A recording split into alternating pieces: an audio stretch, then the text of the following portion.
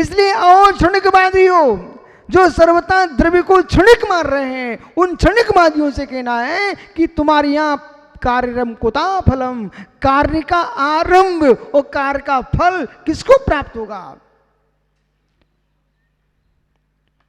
भिक्षु कोई बनेगा, बोधि किसी को प्राप्त होगी और बोधि का फल कोई दूसरा पाएगा।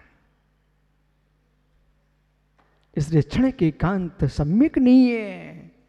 समझ में आ गया मैं कहां ले आया हूं आपको? समझ में आ गया? क्षण के एकांत सम्यक नहीं है। इसलिए बालकों, बेटा ऊपरी ऊपरी बातों से किसी के प्रभावित मत हो जाना कि अमुक ध्यान विशेष हो रहा है। अरे वो ध्यान जो तुम कर रहे हो वो ध्यान करने वाला है ही नहीं है। ध्यान का फल कौन पाएगा? जहां द्रव्य दृष्टि है तद्भाव्यम नित्यम तद्भाव परिणाम। ये दो सूत्र याद रखना बेटा।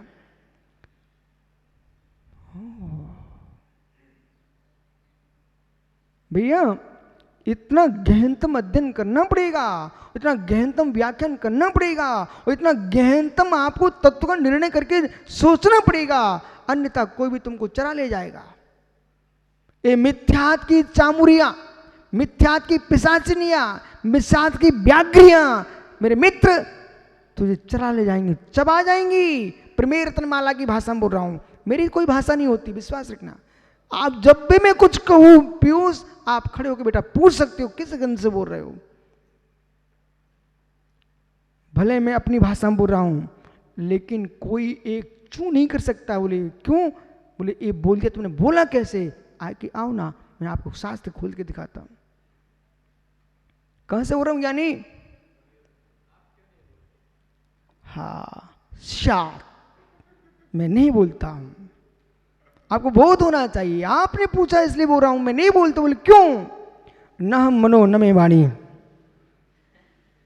मैं मन नहीं हूं, मैं बाड़ी नहीं हूं, मैं देह नहीं हूं। आपको बोध होना चाहिए। खड़े हो जाओ चक्रेश भाई। ओहो बालक कुछ इनको एक सूत्र सुना दो। शरीर बांग मना प्रणापान पुतगलाना, अच्छे से बोलना है, वो ज्ञानी जीव है। ऐसा बोलो मित्र, इस सूत्र का अर्थ कीजिए।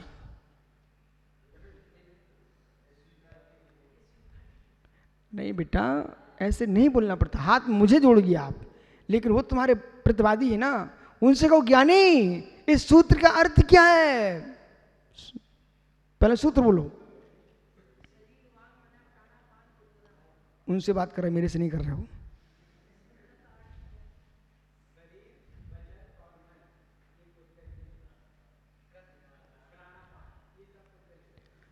जब बेटा ये सब पुद्गल का मानते हैं तो फिर मैं तो जीव द्रव्य हूं ना, असमान जाति गुण पर्याय में।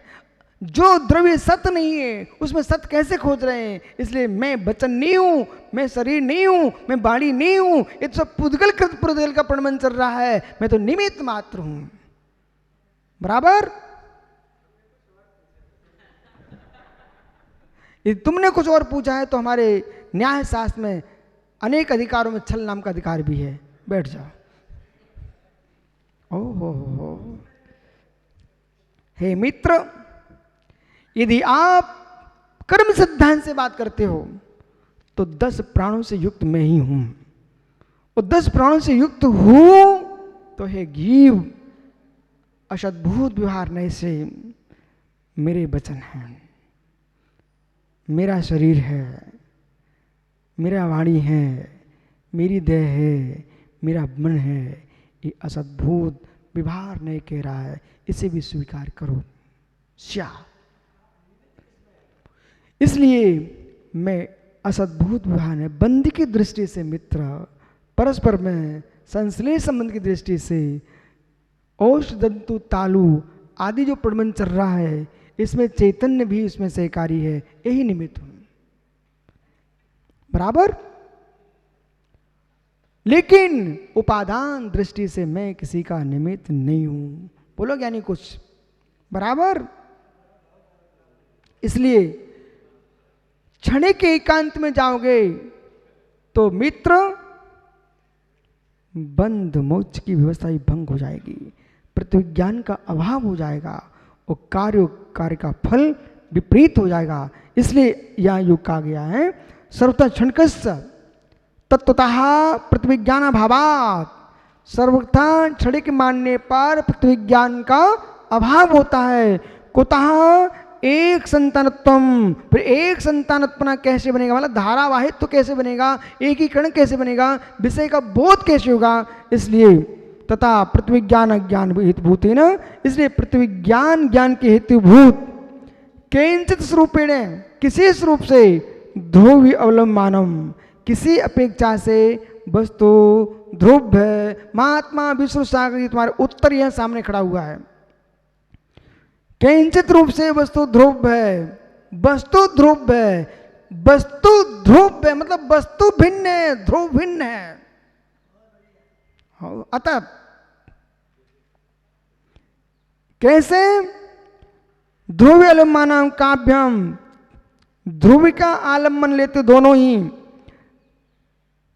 ही कौन, चित्त क्रम प्रवृत्ताभ्याम, जो उत्पाद में क्रम भावी जो पर्याय चल रही है द्रव्य के अंदर, स्वरूपाभ्याम दोनों ही स्वरूपों में, कैसे प्रलीयमान उपज्यमानम, उत्पन्न हुए और प्रलय को प्राप्ति, उत्पाद और वय, तो एक काल में वो समय भेद नहीं है, उत्पाद में ध्रुव में समय भेद नहीं है, कार्य भेद है, कार्य भेद है, काल भेद नहीं है। उत्पाद में ध्रुव में कार्य भेद है, काल भेद नहीं है। बताऊं कैसे, ज्ञानी कार्य के शीघ्र खड़े हो जाइए। क्या हुआ, क्या समझे इसमें, बैठी पर्याय का वय हो गया, खड़ी पर्याय का उत्पाद हो गया, कार्य भेद हुआ है, बस दोनों काम एक समय में हुए हैं, काल भेद नहीं है, कार्य भेद है। सम्यक दर्शन का प्रकट होना, मिथ्यात्व का जाना, कार्य भेद है, काल भेद नहीं है। घन पटल बिगमे सवतुम प्रकाश प्रताप अभिव्यक्तिवत, जैसे मेघों का आच्छादन था, मेघों का हटना, सूर्य का दिखना, मेरे मित्र कार्य अलग दिख रहे हैं लेकिन काल नहीं, अलग नहीं है, एक ही है। छह ढालाकार ने क्या लिखा, अभिषेक भाई छह ढालाकार ने क्या लिखा, पीयूष ज्ञानी, पवन मुमुक्षु, विशु, महात्मा संजन सागर बता सकते बस। हे मित्र, युगपत होते हो प्रकाश दीपक से हुई, ऐसा छड़ालम लिखा हुआ है। कारण कार्य विधानम जयमन रूपी, ऐसा अमृतचंद स्वामी कहने पुरुषार्थपाय में, कारण कार होने पर भी काल भेद नहीं है। प्रकाश का होना, अंधकार का जाना, एक अलग अलग कार्य दिख रहे हैं लेकिन काल एक ही है। एक काल में वो परमार्थ तृतीयाम अवस्थायाम, परमार्थ से तीनों अवस्था में विभ्रमाणम वस्तु, प्रमाण होती हुई वस्तु सद्बोधभ्यम, सद्भूत है ऐसा जानना चाहिए। इसलिए आगे जो है अतएव सत्ता उपाद ध्रुव आत्म कहा, महात्मा विष्णु सागर प्रमाण देखिए, समझते बात में रहना, अभी प्रमाण देखिए। सत्ता उत्पाद ध्रुवात्म कहा, जो सत्ता है वो उत्पाद बेध्रुवात्मक है, और उत्पाद तो बेध्रुवात्मक है तो कोई वस्तु है ना, जोर से बोलो। महात्मा विष्णु सागरी, हे मित्र, आपकी दाढ़ी सांवली दिख रही है कि श्वेत हो गई, आपकी दाढ़ी तो श्वेत हो गई, विष्णु सागर की दाढ़ी श्वेत हो गई। विषय पकड़िए, विष्णु सागर की दाढ़ी श्वेत हो रही है, मतलब इनके दाढ़ी के बाल श्वेत हो रहे हैं। तो ये अलग है, इनकी दाढ़ी अलग है। ओह, श्वेत रंग अलग है। अधिकरण में एकत्व है, पर्याय में भिन्नत्व है। ऐसी उत्पाद पर्याय भिन्न है, व्यय पर्याय भिन्न है, ध्रुव पर्याय भिन्न है। ये पढ़ लीजिए, सत्ता उत्पा व्यय ध्रुव्यात्मक बोधभ्या। सत्ता उत्पा व्यय ध्रुव्यात्मक है। भाव अभावतो भाव अभाववान कथनचित एक स्वरूपत्वात्, कथनचित एक स्वरूप है इस प्रकार जानना। शेष साच त्रिलक्षण, तीन लक्षण उत्पाद ध्रुवी रूप जो लक्षण समस्त स्वापी सभी वस्तुत्व अस्य सभी वस्तु सादृश्य सूचक एकम, सादृश्य से सभी वस्तु है एक है। सर्व पदार्थ त्रिलक्षण, सभी पदार्थों में तीन लक्षण से सद अभिधान, सत इस अभिधान से सत्य प्रत्यक्ष सत्य प्रत्यक्ष पदार्थेषु संपूर्ण पदार्थान मूल से उपलम्भात, मूल रूप से सभी पदार्थ मान सत्ता की दृष्टि से एकत्वभूत है। सब विश्वरूपाच, जो कैसे हैं, विश्वरूप हैं। समस्त वस्तु विस्तार स्वापी, संपूर्ण वस्तु के विस्तार से रूपस्थ लक्षण स्वभावई, रूप तीन लक्षण स्वभाव से स वर्तमानत्वात्, वर्तमान होने से अनंत पर्याय अनंत भीर द्रव्य, अनंत पर्याय अनंत द्रव्यों से युक्त द्रव पर्याय व्यक्ति भी लक्षणानि व्यक्ति तीन लक्षण रूप से परिगम्यमानत्वात्, आपको अच्छी तरह से जानना चाहिए। एवं इस यहाँ तक मां सत्ता की व्याख्या हुई है, अब इसको अवान्तर सत्ता की व्याख्या करेंगे। आपका समय हो गया, लेकिन एक विशेष शब्द का प्रयोग करने वाले, न निरंकुशा, निरंकुश नहीं। आत्मा स्वभावम परिभाव भिन्नम, आत्मा स्वभावम, आत्मा का स्वभाव परिभाषण भिन्न। महावीर स्वामी की हे मित्र, वो निमित्त निमित्तिक व्यवहार की व्याख्या है। हम व्यवहार का लोप नहीं कर रहे हैं, आप परमार्थ को देखिए। उमा स्वामी महाराज ने कहा है परस्पर को जीवा नाम स्थूल व्यवहार है, निमित्त प्रधान व्याख्यान है, वो स्वीकार है। लेकिन उपादान में जब जाओगे मित्र, ये भी सत्य है।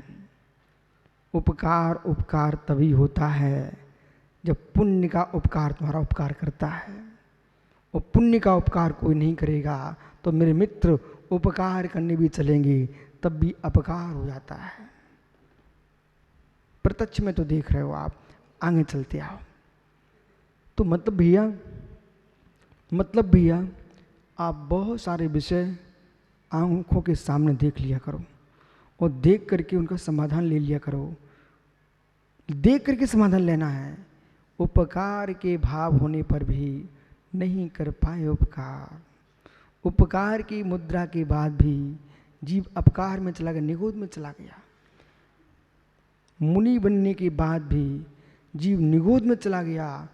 बेटा वहाँ क्या करोगे, क्या करोगे, उसकी योग्यता ही ऐसी थी।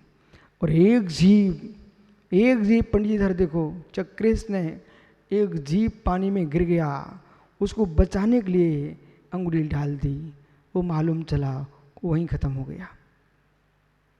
मेरे मित्र, इनका भाव तो रक्षा का था, पर क्या कर सकते हैं, असावधानी भी हो सकती है, उसकी आयु कर्म की पूर्णता भी हो सकती है।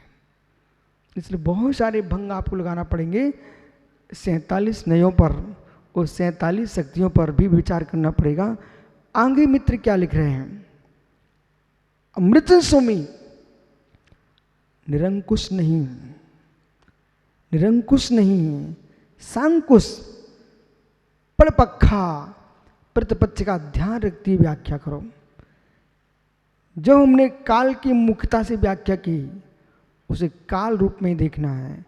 वहाँ मित्र पुरुषार्थ का अभाव नहीं है। और जहाँ पुरुषार्थ की व्याख्या कर रहे हैं, तो जिन जिन जीवों को जो पुरुषार्थ एकांकी मिथ्या दृष्टि हैं उन्हें आप्त मीमांसा अष्ट सहस्री का स्वाध्याय करना चाहिए। जो दैव एकांतवादी मिथ्या दृष्टि हैं उन्हें आप्त मीमांसा अष्ट सहस्री का अध्ययन करना चाहिए। उभय एकांती है उन्हें भी आप्त मीमांसा अष्ट सहस्री अष्ट सती का अध्ययन करना चाहिए। और मित्र और जिनके पास अभव्यता खड़ी हुई है वे कोई भी अध्ययन कर लें उन्हें कुछ भी समझ में नहीं आएगा।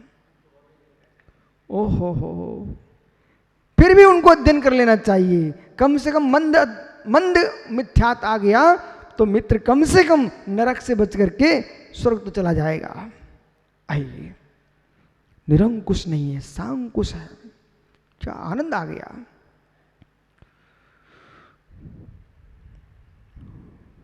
सप्रतिपक्षा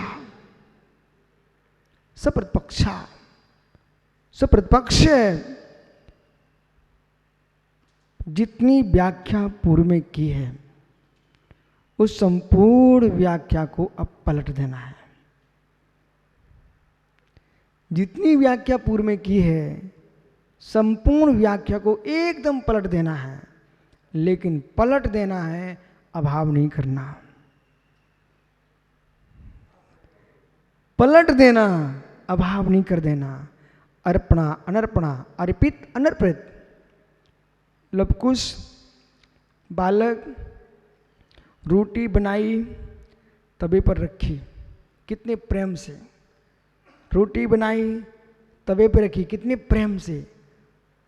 सामने वाला देख रहा है कितना दयावान है, रोटी कितनी अच्छे से तवे पे रखा उसने। और बेटा पुनः रोटी जीरे से मीठा फंसाया, पलट दिया। अब देखता है चलो कोई बात नहीं है, रोटी तवे पे रखी है। थोड़ी देर बाद तवे से उठाया और चूल्हे में डाल दिया। चीख पड़ा कि क्या किए, रोटी को अपने चूल्हे में डाल दिया, तो उल्टा कर दिया। मित्र मत घबराओ, प्रेम से तवे पर रखने के बाद फिर चमीटे से पटकना ही पड़ता है, फिर चमीसे उठा करके चूल्हे में डालना ही पड़ता है। यही तत्व की निरूपणा है, यही मोक्ष मार्ग है, यही मोक्ष मार्ग है। सारस्वत सागर जी, इस मोक्ष मार्ग को समझ लेना, अन्यथा आप कुछ दिन के बाद आंसू में आंखों गिरा सकते हो। यदि ये मोक्ष मार्ग समझ में नहीं आया, जितने भी पुराने मुनि होते चले जा रहे हैं, इनको मोक्ष मार्ग समझना पड़ेगा। पहले पुचकार करके पानी में गीला करके रोटी बना करके तवे पर रखी जाती है। इसके बाद उसको गर्म तवे पलट के रख दिया जाता है, बोले एक तरफ से फिर से नीचे से को, फिर चूल्हे में डाल दिया जाता है। यही मोक्ष मार्ग है।